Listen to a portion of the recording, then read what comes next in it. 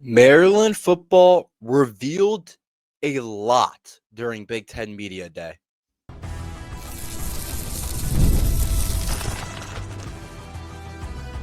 You are Locked On Terps, your daily podcast on the Maryland Terps, part of the Locked On Podcast Network. Your team every day. What's up, everyone? I'm Tre Moore, host of Locked On Terps, part of the Locked On Podcast Network, your team every day. So thank you guys for making us part of your day. And today's episode is brought to you by FanDuel. Right now, new customers can get $150 in bonus bets when your first $5 bet wins. Maryland football told us a lot during Big Ten Media Day, and I have a lot of takeaways. Like I talked about a little bit yesterday, they do this every single year, Big Ten Media Day, where headlines that aren't really supposed to be headlines start to become headlines because people kind of are at that time where they're ready for the season. They're ready to start having some stuff to talk about. But I do believe that if you listen closely to what coaches, what the players have to say, sometimes you have to read in between the lines. Sometimes you have to read in between the lines a lot of the time because a lot of these guys are very media trained. I would say all these guys are very media trained. So you very rarely get something that's like, that was kind of insane for him to say or something like that. But a lot of the time they'll drop you snippets of different things, players and coaches, maybe players more so because they're a little bit less used to talking to the media and talking to everyone. They'll give you snippets of things that you should be listening to, things that are very interesting, things that you didn't really realize before. And I think that after this Big Ten Media Day, Loxley, the players, gave us a lot of little snippets of things that I want to talk about in today's first segment that really do mean something. So yesterday I talked about Mike Loxley talking about how he said he lost the locker room, and a lot of people said I was kind of not reading the context and that maybe I was blowing it out of proportion a little bit, and that's not like what he meant exactly. But to me, I was saying I was kind of trying to say that you guys got to read between the lines. When the coach says something like, lost the locker room last year, and yeah, there was context to it. He was talking about how it was not because he was not coaching well, their players weren't good players. It was because they were better than a 4-win team. But to me, I'm like, you got to read between the lines there. They're better than a 4-win team. Then it's on someone. It's on someone to be better than what they're doing.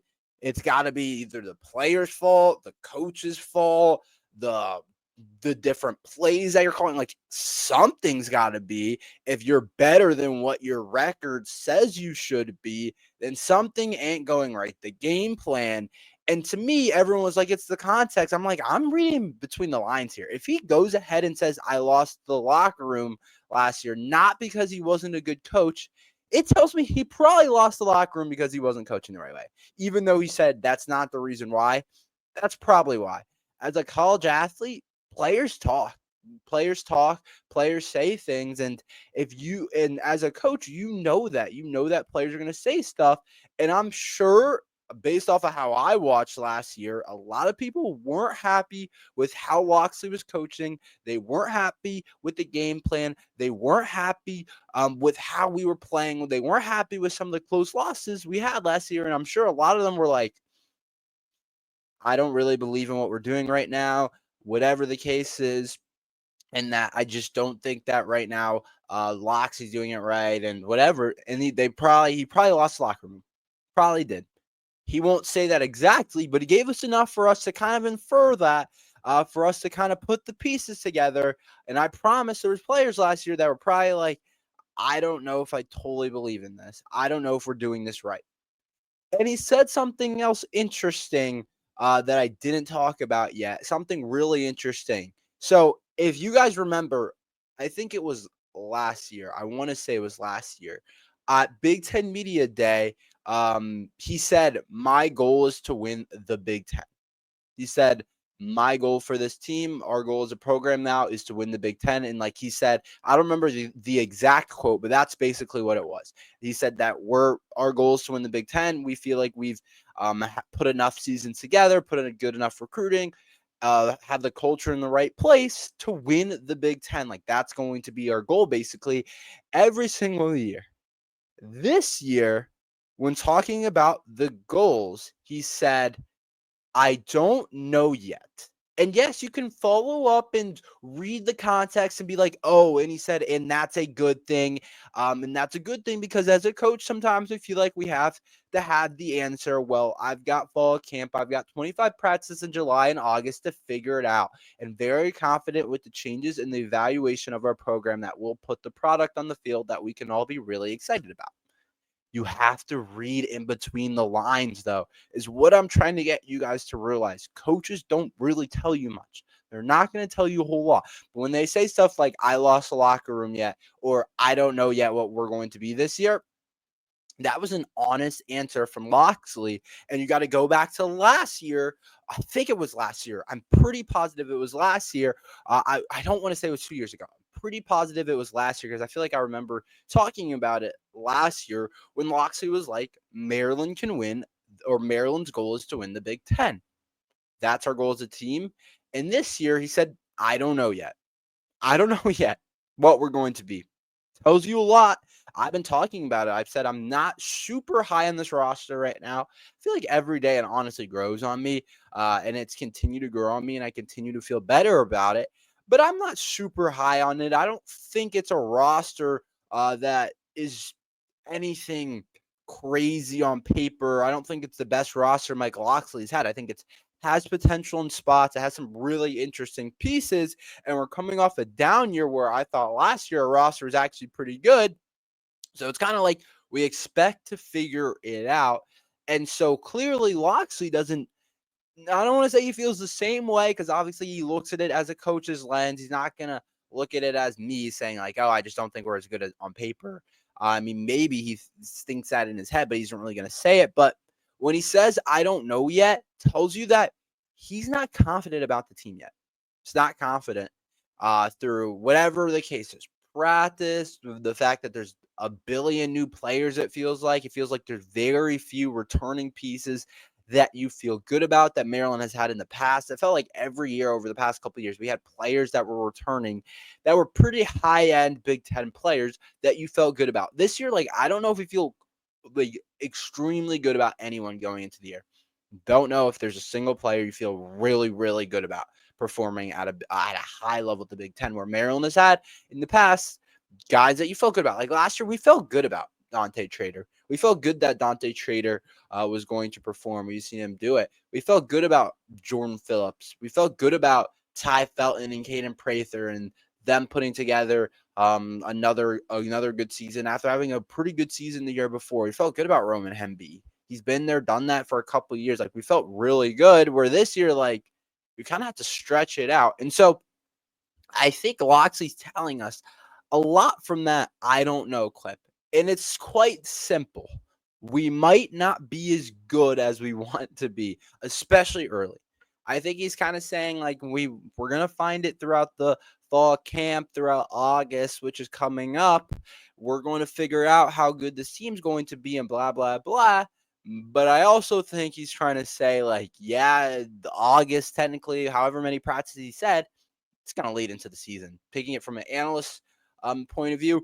And that's why I do really like the schedule.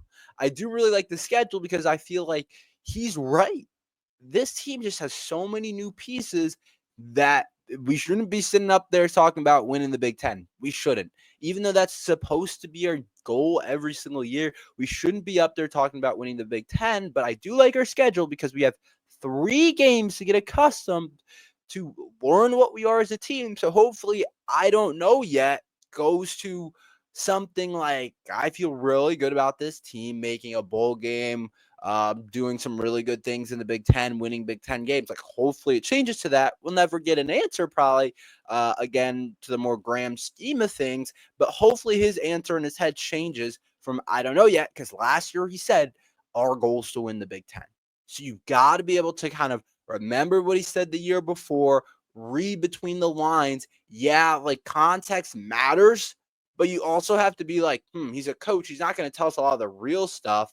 So you just gotta be able to read between the lines of lot. So I do think it's really interesting some of the quotes that he's had so far. And then he also talked a little bit about the quarterbacks, basically the quarterbacks to keep it simple, to keep it short.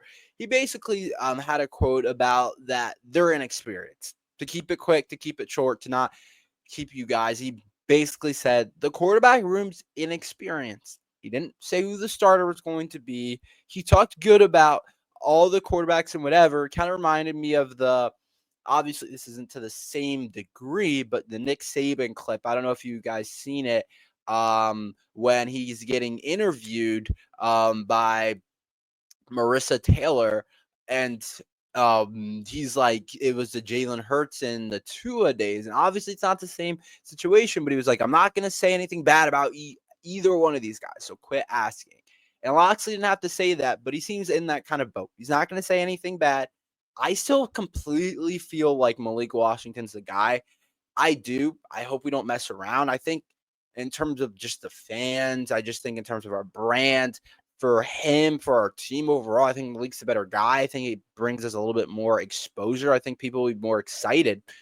Personally, I hope he starts. It's a little bit better for the media, especially if he's good, which I totally expect him to be. It gives us a little bit more excitement to watch Maryland football. But Loxley didn't tell us much about that. There was no quote really to read in between the lines, except for the fact that they're young and that they're still kind of figuring it out. So I think that'll be interesting. But those are some of the quotes that I thought were really big. Obviously, there's more. We'll continue to talk more about it. But when I was looking through it, I thought that I don't know yet was really interesting because last year he was talking about winning the Big Ten, but we didn't have that this year. So I do think it's rather interesting when you talk about Loxley and the different things like that. So, yeah, so I do think you guys got to you got to turn the wheels a little bit and stop actually completely listening to the coaches in terms of their media trained selves, and to actually get something from the quote, you got to be like, he said this. What does this really mean? That's just how I do it. Feel free to let me know what you guys think about that. I want to talk about Maryland's linebacker room. Daniel Wingate was talking a little bit about it. So did Mike Loxley. So I want to talk about it. My thoughts overall, why I think it actually can be a lot better, like I've talked about with this Maryland roster overall, a lot better than I actually originally thought that it could be. We'll talk about that next. Summer sports are in full swing, and whether you're all about baseball under the lights, golf on the green, or high-stakes soccer action, FanDuel is the best way to make every game even more exciting. You're already following the action. Why not make it a little more thrilling with FanDuel? You can get the game while your friends are getting sunburned at the beach. There's so many different things to bet on FanDuel right now. They have new daily promotions and fun ways to bet. You can do the MLB right now. Football season, college football is right around the corner. If you're a Maryland fan, all the Maryland games will be up there. And then you can also bet on other college football. The NFL will be back before we know it as well as we head into August. So make sure you guys head over to FanDuel. If you're new to FanDuel, new customers can bet $5 and get a $150 bonus bet if your first bet wins. Open the FanDuel app today or visit FanDuel.com to get started. I actually think Maryland's linebacker room can be better than what I thought again. So I'm starting to go up and down this Maryland roster, and I'm like, what do we got? What do I think is good? Who do I think is going to end up being in a good position group for Maryland football? And I'm starting to really believe that there's different players at this linebacker room as well. I stick with the secondary. I do think, especially the corners plus Jalen Husky and the safeties, I do think that secondary can be good. But I'm like, this linebacker room actually might be really good as well. So I'm starting to become a lot higher on this team the more and more I can continue to look at it. And so I think we have three starting linebackers that I actually am really excited about the more I think about it. And it starts with Daniel Wingate, who got a chance to talk to the media the other day at Big Ten Media Day. And he's a guy I just haven't talked about enough. Last year was really good, honestly, for the Terps. Had a really good year last year for the Terps and proved himself as honestly one of our better guys, I thought. Really solid year last year for Daniel Wingate. I thought he was arguably one of our best players on the defensive side of things that we just don't talk about enough. He played in all 12 games, was third on the team in tackles, and tied for third in tackles for loss. He had 6.5 tackles for loss last year against Rutgers, had his best game of the year, 2 tackles for loss, 7 tackles. He had 6 tackles against Oregon. He's a guy that's just going to get it done, and a guy that I haven't talked about enough at 6'5", 230, DMV kid that can really be one of our best players. He was on a preseason All Big Ten. I forget which one it was. I think Daniel Wingate playing like that will linebacker spot can be really good for us next year. I think he'd be an All Big Ten player out of the linebacking room and really can lead that room. Had some comments at Big Ten Media Day. Loxley talked about him as a leader, how he's become a really big leader for this football team, which is exactly what we need. And coming out the linebacker room, you always need a big time captain type of player in the linebacker room that can really lead things because they can kind of see everything. They can control. They get a lot of the plays usually. So I really do like Daniel Wingate for us. I think he's arguably our best player on the defense side of the ball. And then you have a guy like Michael Harris who hasn't completely gotten the time that he's wanted. Like he played last year for sure, like was in spots, like played. But we know, or at least I think I know, but a lot of you guys know, this kid is so talented. So talented. Michael Harris came in as a 4-star recruit. I thought needed to add a little bit of weight, but there's no reason that Michael Harris can't be one of the better players on our defense next year. The way he moves for his size, Michael Harris could be really good. Like I said, 4-star rated recruit.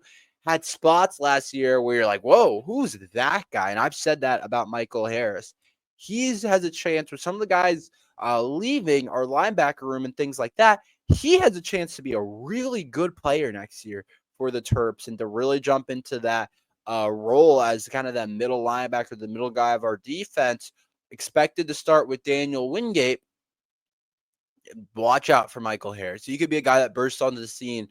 He was just kind of a freak out there. I always thought needed to add a little weight. The way he moved, though, for his size was always really special. I think Michael Harris is going to end up being a really good player for us. And then it continues on Maryland's it continues in Maryland's linebacker room, and Tre Reddick Jr., another kid that showed a ton of potential. I forget. I think Maryland had like late season awards or something. They had like after season awards for their team, and Tre Reddick, I think, won the best freshman out of all of the players that were freshmen that got to play. Played in 11 games last year, 16 tackles, 3 tackles for loss, and a sack. He started against Rutgers, played well against Oregon. So he's definitely a guy that I think is going to be really solid next year for the Terps. At 6'4", 220 pounds, he's definitely a guy I'm going to be looking at in that linebacker room to make a huge jump. As a freshman, jumped onto the scene, looked good doing it, has some freakish athleticism, can rush the passer, can play some coverage. On the outside linebacker spot, I feel good about Tre Reddick. And another year of him, he could end up being a really solid player for the Terps. So Tre Reddick's another guy that I think is really interesting. And then you have other guys like Kiari James coming off his freshman year. Keyshawn Flowers, Zahir Mathis, the 4-star freshman. Carlton Smith's the freshman. Sidney Stewart, DJ Samuels, all guys that we've heard good things about. So we'll see how it ends up actually coming together. But this linebacker room's growing on me. I'm like, we got a kid that was our best freshman last year at Tre Reddick that played a ton, got experience. Michael Harris, we've seen flashes of like really high level traits and athleticism. And Daniel Wingate was arguably our best player last year on defense, could be an all Big Ten type of player. Those are three guys that have all potential to be, I think, all Big Ten types of guys. We just have to see it on the field. So I'm definitely excited to see those guys. I think they can end up being really good players for the Terps. Let's talk about Maryland guys in Summer League. How did they fare? We'll talk about this, what I thought about each guy. We'll talk about that next.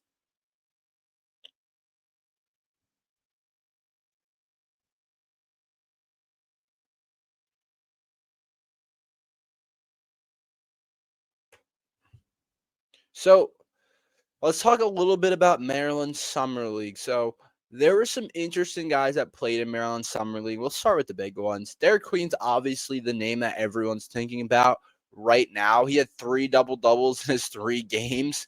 I think Derek Queen, for me, the trick to him becoming a good NBA player is really limiting the turnovers. He turned the ball a lot in Summer League, but you saw the scoring potential. You saw some of the things. I think there's 2 things. The turnovers and that 3-point shot. You know he's working on it. I don't think it looked consistent yet or anything like I think it's gotten better, but I just don't think it's there yet where like the Pelicans would feel good about him shooting a ton. But he showcased a lot of talent in Summer League. I thought he was arguably the Pelicans' best player. Him or the kid Jeremiah Fears, the other draft pick that they had. But there's a reason they traded out for Derek Queen. And the big storyline coming out of Summerline from Derek Queen is that he has a ligament in his left wrist that had to get surgery, on. So he's going to be out like a couple months, but no big deal. I guess he'll be ready for when the NBA starts back, but it does kind of stink for him getting better, training, and different things. But I did think Derek Queen had a pretty solid showing in Summer League and showed a lot of potential. Julian Reese was on the Lakers, didn't get a ton of minutes, but averaged 3 points and 2.5 rebounds in just under 12 minutes per game. I wish he would have gotten more minutes because I do feel like he translates to the NBA well, like protects the rim, pick and roll, block shots, will dunk the ball, doesn't need the ball offensively to make an impact, but he didn't get much of a chance. So hopefully he gets to prove himself in the G Leaguers or overseas this year.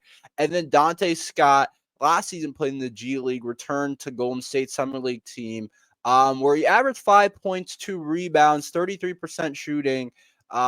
He played in 10 minutes, at least 10 minutes in all 3 appearances. His best game, he had 11 points. He was decent, but nothing too crazy. But I thought he had a solid Summer League overall. Jameer Young, he still got released by the Bulls, but man, somebody's going to use Jameer Young. He averaged 13 points, 1.8 rebounds, 4.2 assists while shooting 52% from the floor and 53% from the 3-point line in his 5 games. So that's called efficient.